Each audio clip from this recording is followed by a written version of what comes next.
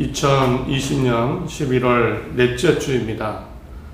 지극히 작은 자에게 마태복음 25장 32절 40절 말씀으로 함께 말씀을 나누겠습니다. 마태복음 25장은 마지막 때 곧 하나님 나라의 때에 관련된 비유입니다. 예수님이 어느 날 이 마지막 때 곧 하나님 나라에 대한 말씀을 하시게 됩니다. 이런 말씀을 하시게 되는 상황이 사실은 있었습니다. 앞 24장을 보면 이런 일이 있었습니다. 어느 날 예수님이 제자들과 함께 성전에 가셨다가 나오셨습니다. 나오는 길입니다. 예수님 당시 성전은 헤롯 대왕이 유대인들의 환심을 사기 위해 46년 동안 개보수를 해서 아주 웅장하고 커다란 그런 헤롯 성전이었습니다. 예수님이 제자들과 이 성전에서 나오는 길이었는데, 나오는 길에 제자들이 이 웅장한 성전을 가리키면서 예수님께도 한번 보라는 의미로 성전을 가리켜 보이게 됩니다. 24장 1절을 보면 예수께서 성전에서 나와서 가실 때 제자들이 성전 건물들을 가리켜 보이려고, 성전에 대해서 어떤 화려함과 웅장함에 대해 제자들은 어느 정도 감탄하고 마음에 담고 있었을 겁니다. 더군다나 이 화려한 성전, 아주 커다란 성전에 예수님이 얼마나 대단한 일을 하고 계십니까? 바리새인과 논쟁에서 이기고 많은 기적을 행하시고, 자기들은 이 화려한 성전에서 예수님 옆에 제자로 있는 겁니다. 어쩌면 우쭐했을 수도 있겠지요. 그래서 예수님께 한번 보시라고, 이 성전을. 그런 상황이 있었습니다. 그런데 예수님이 이런 제자들의 행동을 보시고 하신 말씀은요, 정반대의 말씀이었습니다. 2절을 보면 내가 진실로 너희에게 이르노니 돌 하나도 돌 위에 남지 않고 다 무너뜨려지리라. 너희가 보고 있는 이 건물이 돌 하나도 제대로 얹혀 있지 않고 다 무너져 내릴 것이다. 이 건물이, 성전이 다 무너질 거다. 오히려 화려하고 튼튼한 이 건물을 제자들은 어쩌면 자랑하고 감탄하고 있었는데 다 무너질 거다. 제자들의 들뜬 분위기는 다 사라졌습니다. 대신 이 성전이 무너질 거다, 이 말씀을 마음에 담게 됩니다. 그리고 예수님과 감난산에 갔을 때 조용히 제자들이 이제 물은 겁니다. 3절 보면 예수께서 감난산 위에 앉으셨을 때에 제자들이 조용히 와서 이르되 우리에게 이르소서 어느 때에 이런 일이 있겠사오며 또 주의 임하심과 세상 끝에는 무슨 징조가 있사오리까. 제자들이 어느 정도 눈치를 챘습니다. 성전이 다 무너질 거다. 어느 때에 일이 있겠습니까? 주님이 오실 때 세상 끝에는 무슨 징조가 있겠습니까? 제자들도 눈치를 채고 언제 어느 때에 일어납니까? 이 일이. 주님이 오시는 때 세상 끝에는 어떤 징조가 있습니까? 이때부터 예수님이 하나님 나라에 대해서 말씀을 하시게 된 겁니다. 마지막 주님이 오시는 때에 대해서 자세하게 이야기를 하시기 시작합니다. 요약하면 이런 내용입니다. 5절에 많은 사람들이 내 이름으로 와서 그리스도다라고 할 것이다. 너희를 속일 것이다. 7절에 민족과 민족이, 나라와 나라가 서로 맞서 싸울 것이다. 곳곳에 기근과 지전이 일어날 것이다. 10절은 또 많은 사람들이 믿음에서 떠나 서로 배반하고 서로 미워할 거다. 12절에 그리고 악이 점점 더함으로 많은 사람들의 사랑이 식어질 것이다. 24절에 거짓 그리스도와 거짓 예언자들이 일어나 큰 기적과 놀라운 일을 행하며 할 수만 있으면 선택된 사람들까지 속이려고 할 것이다. 점점 이런 일들이 많아질 거다. 그리고 꼭 기억해야 되는 중요한 두 가지 내용도 말씀을 해주십니다. 하나는 13절에 그러나 끝까지 견디는 사람은 구원을 받을 것이다. 또 하나는 36절에 그러나 그날과 그때는 아무도 모르나니 하늘의 천사들도 아들도 모르고 오직 아버지만 아시느니라. 끝까지 견디면 구원을 받을 것이다. 그러나 그때는 하나님 아버지만 알고 계십니다. 마치 노아 홍수가 있을 때 노아가 그 배 위로 노아가 만든 배로 들어갈 때에 방주로 들어갈 때에도 사람들은 전혀 눈치를 못 채고 서로 먹고 마시고 결혼하고 했습니다. 이것처럼 아무도 예상하지 못하는 순간에 그 일은 일어날 것이다. 이런 말씀을 하시면서 결국 예수님은 결론적으로 자연스럽게 이런 말씀을 하시게 됩니다. 그러므로 잘 준비해야 된다. 그런 징조와 그런 많은 일들이 일어나겠지만 그때가 어쩌면 내일일 수도 있고 당장일 수도 있다. 그러므로 결론적으로 예수님은 제자들에게 잘 준비해야 된다. 44절에 이러므로 너희도 준비하고 있으라. 생각하지 않은 때에 인자가 오리라. 그러시면서 많은 비유를 하시게 됩니다. 주인이 재산을 다 맡기고 간 종의 이야기. 주인이 언제 올지 모르니까 열심히 잘 준비하라는 겁니다. 너에게 맡겨둔 것이 많은데 주인이 언제 돌아올지 모른다. 그때가 언제 임할지 모른다. 하나님 나라. 잘 준비해야 된다. 오늘 25장에도요. 10처녀의 비유를 하십니다. 10명의 처녀가 있는데 5명의 처녀만 기름을 충분히 준비했습니다. 나머지 5명은 안타깝게 충분한 기름을 준비하지 못해서 신랑을 맞으러 나가지 못한 이런 일이 벌어지지 않도록 잘 준비해야 된다. 주인이 여행을 가면서 자기 재산을 맡긴 종의 이야기가 있습니다. 또 3명의 종에게 5달란트, 2달란트, 1달란트를 남겼습니다. 이 달란트로 종들은요, 열심히 맡겨준 것을 가지고 열심히 뭔가를 해야 되죠. 그런데 1달란트 받은 종은 그냥 땅에 묻어두었습니다. 주인이 돌아왔을 때 엄청나게 혼이 납니다. 결국은 빼앗기고 달란트까지 빼앗기고 바깥 어두운 데 쫓겨나 통곡에 후회를 하는 그런 비유도 있습니다. 주인이 언제 올지 모르니까 열심히 잘 준비해야 된다. 예수님이 주인의 재산을 맡은 종, 10처녀의 비유, 이 달란트 받은 종들의 비유를 통해서 계속 강조하고 있습니다. 많은 징조가 있겠고 시간은 흐르고 많은 일들이 벌어질 것이다. 그러나 주님이 오시는 때, 하나님 나라의 때는 아무도 모르고 아버지만 아시기 때문에 바로 내일일 수도 있기 때문에 너희는 잘 준비해야 된다.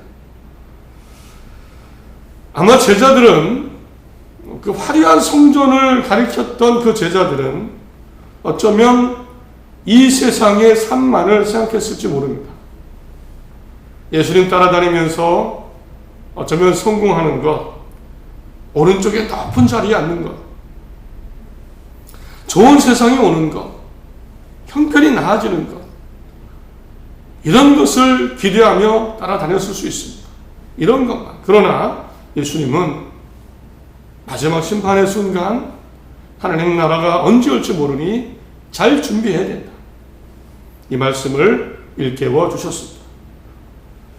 당연히 우리에게도 정말 중요한 말씀입니다.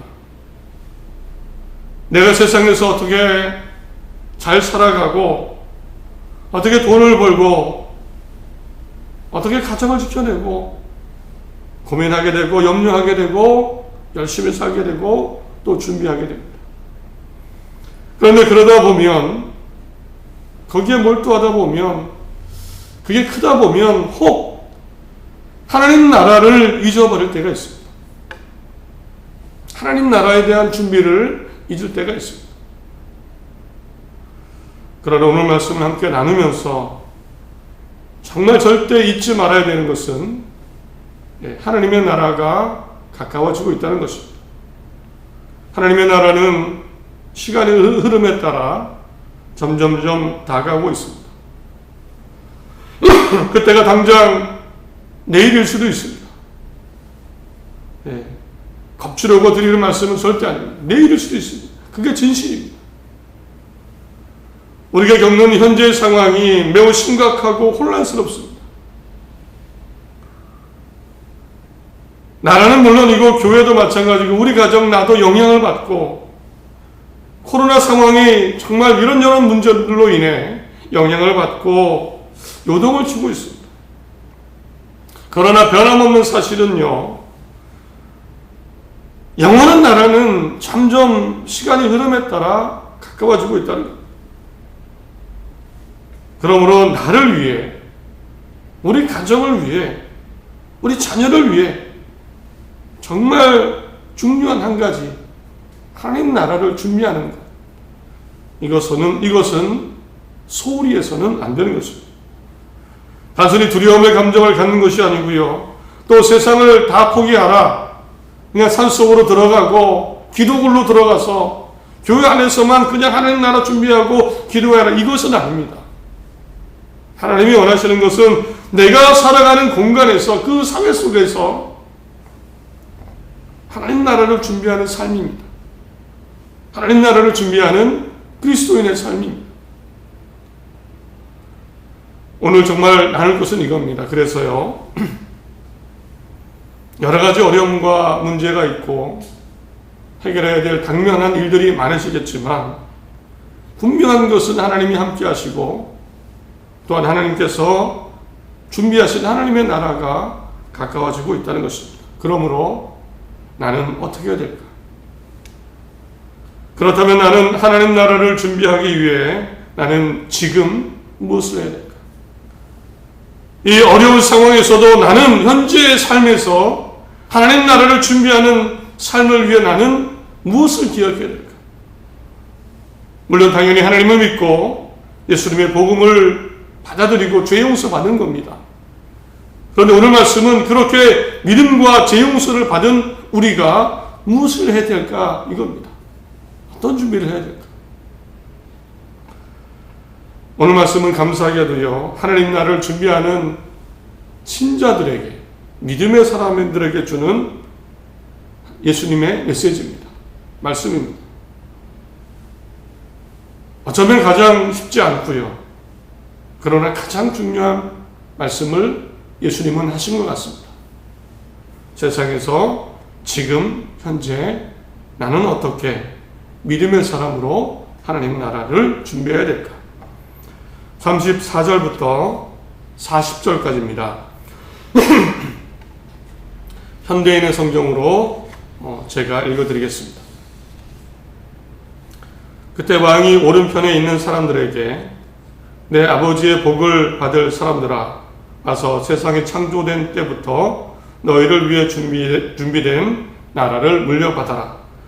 너희는 내가 굶주릴 때 먹을 것을 주었고 목마를 때 마실 것을 주었으며 나그네 되었을 때 너희 집으로 맞아들였고 벗었을 때에 입을 것을 주었고 병들었을 때 간호해 주었으며 갇혔을 때 찾아 주었다고 말할 것이다. 그러므로 의로운 사람들이 주님, 언제 우리가 주님의 굶주린 것을 보고 음식을 대접하였으며 목마르신 것을 보고 마실 것을 드렸습니까? 언제 우리가 주님이 나그네 되신 것을 보고 우리 집으로 맞아들였으며 벗으신 것을 보고 입을 것을 드렸습니까? 또 언제 우리가 주님의 병드신 것을 보고 간호해 드렸으며 갇혔을 때 찾아갔습니까? 하고 말할 것이다.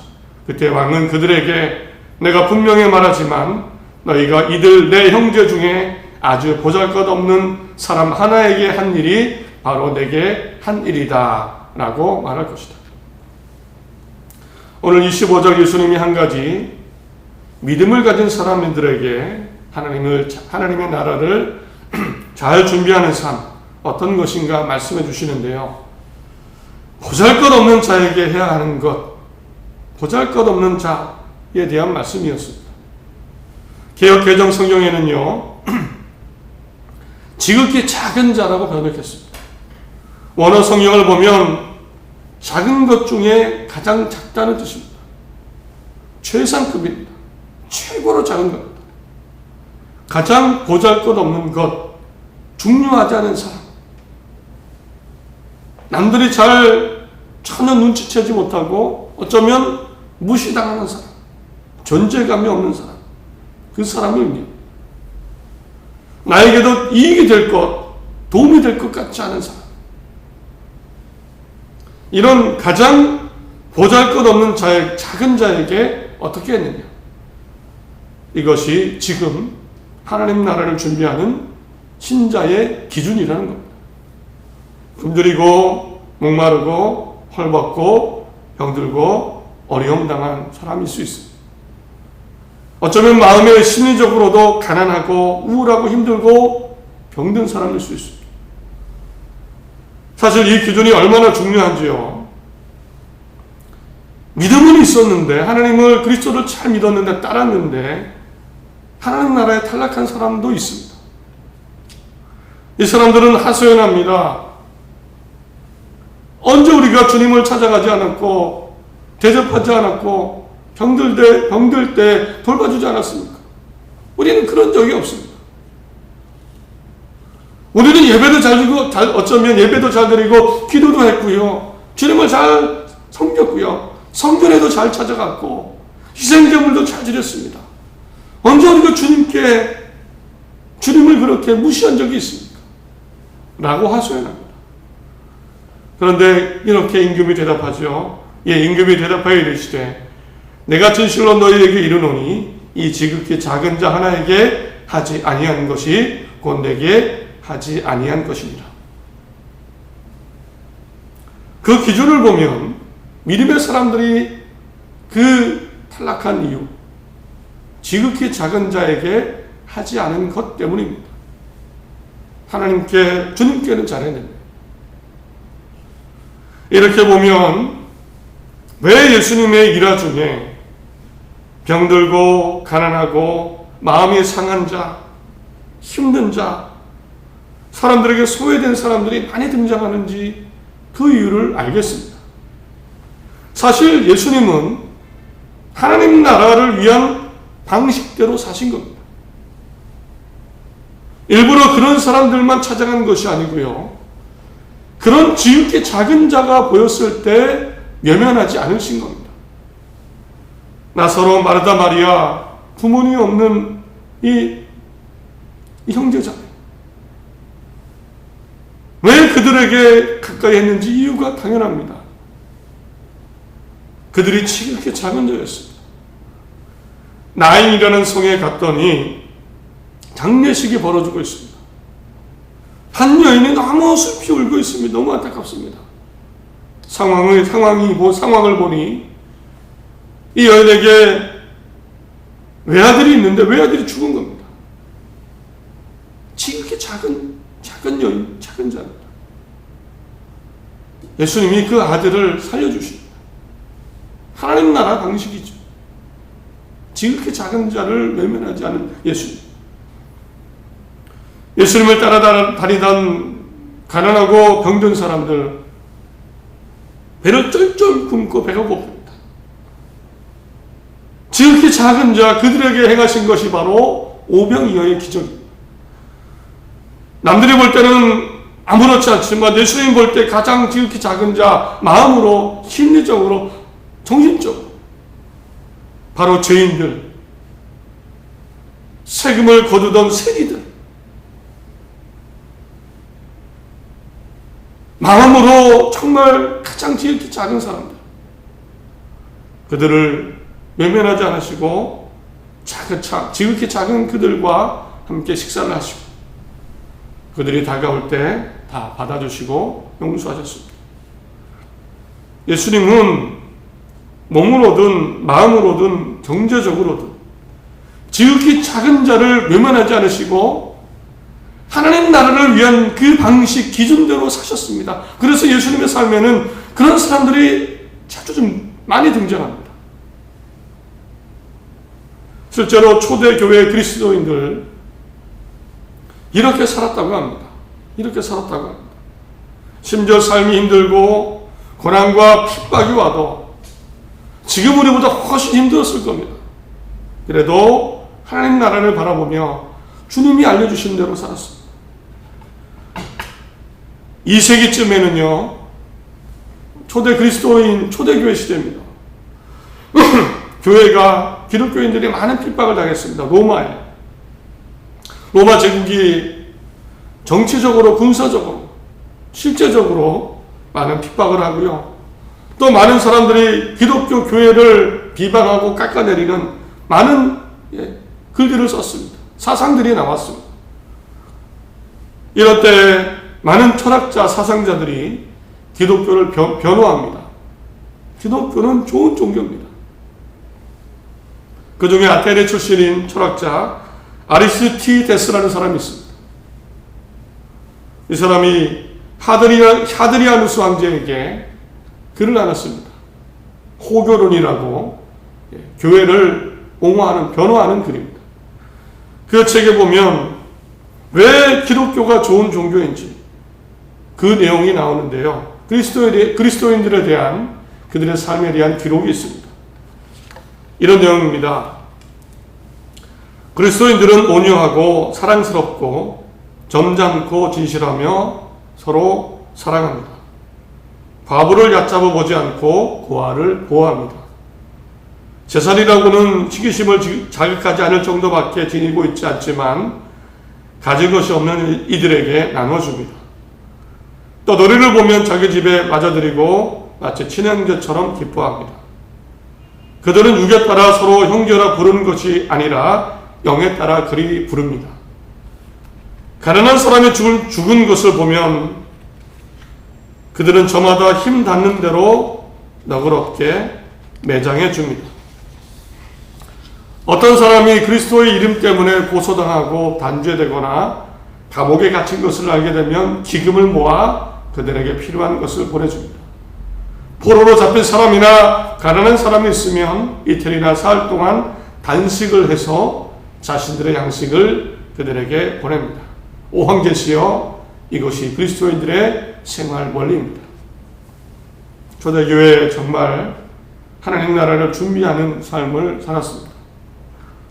이제 이런 하나님 나라의 기준, 예수님이 특별히 강조하신 겁니다. 신자들의 삶의 모습입니다. 지극히 작은 자에게 한 것, 그들에게 한 것이 중요하다고 말씀하고 계십니다. 사실 인간은 원래 이기적이고 자기중심적이지요. 불쑥불쑥 제 마음에도 그것이 떠오릅니다. 그러나 정말 믿음인지 아닌지,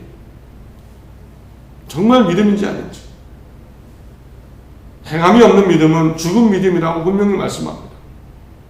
정말 믿음인지 아닌지 그것의 증거는 바로 우리의 삶입니다. 예수님이 말씀하신 또한 오늘의 삶, 지극히 작은 자에게 어떻게 하느냐, 이것이 믿음의 증거이기도 합니다. 말씀을 맺습니다. 나중에 하나님 나라가 오면, 하나님 앞에 내가 가게 되면 꼭 한 가지를 우리 하나님은, 주님은 살펴보실 겁니다. 지극히 작은 자에게 어떻게 했는지. 우리 눈에는 분명히 그런 사람들이 보이고 또 만나게 됩니다. 지극히 작은 자에게, 경제적으로든 마음으로든 정신적으로든. 그 사람이 부자일 수도 있고 건강한 사람일 수도 있고 성공한 사람일 수도 있지만 그들 중에도 지극히 작은 자가 있을 수 있습니다. 또 내 가족 중에도, 형제 중에도, 친구 중에도, 지인 중에도, 가까운 이웃에게도 지극히 작은 자가 있을 수 있습니다. 내 가까이에 있는 실제로 어렵고 힘든 사람이 또 있을 수 있습니다. 그 작은 자에게 내가 어떻게 했는가, 우리 하나님은 꼭 살펴보실 겁니다. 지금 현재 그들에게 정말 하나님의 사랑과 하나님의 위로와 격려와 또 도움을 줄 수 있는 그런 삶을 살아나가시기를 간절히 바랍니다. 코로나 시기에 이런 지극히 작은 자가 더 많아질 것입니다. 많아질 것입니다. 하나님이 함께 하시는 것 우리는 다 믿지요. 믿음의 사람들, 하나님 뜻대로 사는 사람들 하나님이 지켜주실 겁니다. 우리 모두 용기와 담대함으로 내 마음이 움직이고 또 양심의 울림이 있을 때, 내 눈에 보일 때 이런 사람들에게 하나님의 사랑을 전하는 그런 나의 삶, 가정, 교회가 될 수 있기를 간절히 바랍니다. 하나님이 함께 하시고 세임을 허락하시는 그런 삶이 될 줄 믿습니다. 정말 한 주간 하나님 나라를 잘 준비하며 기쁨으로 사시는 그런 새로운 한 주 되시기를 간절히 바랍니다.